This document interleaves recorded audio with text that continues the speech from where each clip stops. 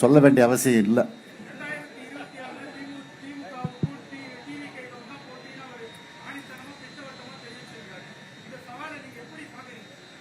நான் அதிகம் பேச மாட்டேன், இதுக்கெல்லாம் பேச வேண்டிய அவசியம் இல்லை.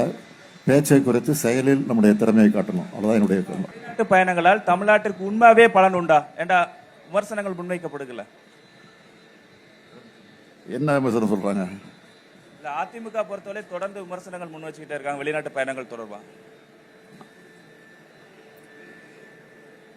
வெளிநாட்டு பயணத்தை பொறுத்த வரைக்கும் எதிர்கட்சி தலைவராக இருக்கக்கூடிய பழனிசாமி அவர்கள் இதை குறித்து கூட விமர்சனம் பண்ணியிருக்கிறாரு.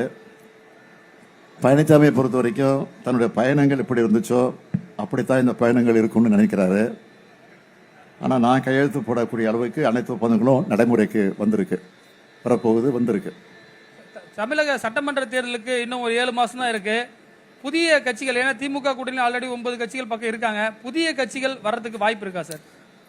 புதிய கட்சிகள் வரவில்லையா? புதிய வாக்காளர்கள் திமுக பக்கம் வந்து கொண்டிருக்கிறார்கள், அதான் உண்மை. சார், பீகார் கூட போயிட்டு வந்தீங்க அண்மையில். அந்த பீகார்ல எலெக்ஷன் கமிஷன் சில விஷயங்கள் பண்ணதாக அங்கே சொன்னீங்க. தமிழ்நாட்டில் அதே மாதிரி வாய்ப்பு இருக்கா சார்? அதே மாதிரி எலெக்ஷன் கமிஷனுடைய செயல்பாடுகள் இருக்குன்னு நினைக்கிறீங்களா நீங்க?